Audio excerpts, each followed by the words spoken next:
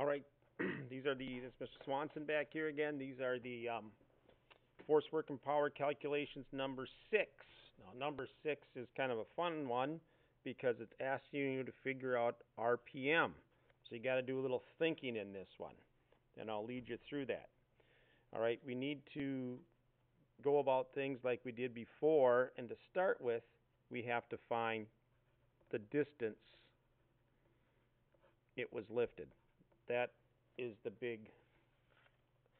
that's the starting point. And that was like number 3 up to this point. So it's pretty much like number 3.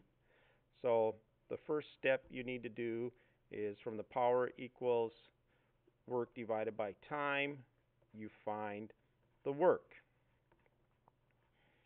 Because we are given enough information up here, we're given the power, we're given the time, we can find the work, the W. Second step, find the force. May the force be with you. From F equals m mass times acceleration. Again, the acceleration is acceleration of gravity. We've got the mass up here. Acceleration of gravity is 9.8 meters per second squared. We can now find the force.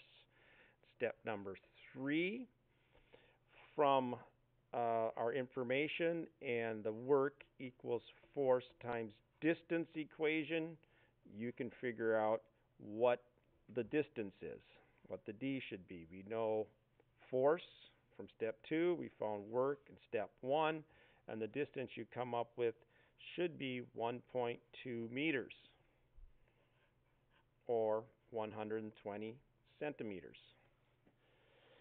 All right, now to kind of lead you through this, step number 4, we were given the radius of the bottleneck that the string is wrapping around. So, and the radius is 1.3 centimeters. You got to apply some of your prior math knowledge, and from the radius, you find the circumference. The circumference of the bottleneck, where the string is wrapping around. So each time, for each rotation that the bottle makes, the string will be lifted, or the weight will be lifted a distance equal to one circumference of the bottle. All right?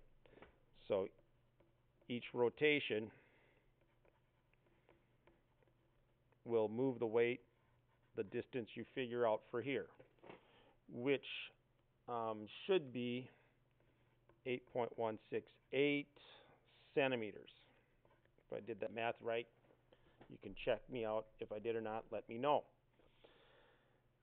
All right, so the next step here is how many rotations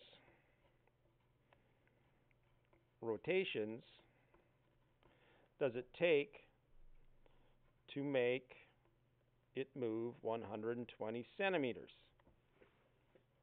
All right. So you'll, with 120 centimeters, doing a little math division, you will figure out how many rotations it makes to equal the 120 centimeters. And then you take that number of rotations that occurred in 20 seconds, and my pencil just busted, that occurred in 20 seconds times the 60 seconds in 1 minute. Do a little math there, and that will give you the number of rotations per minute, or RPMs.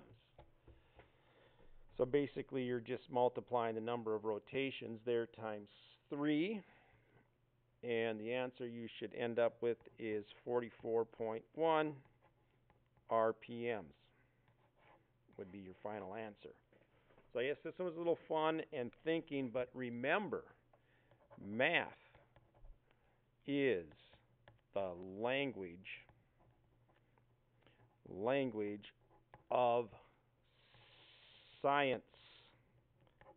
How cool is that? And these down here you can get from the notes I gave you in class. All right, have fun. Do good work.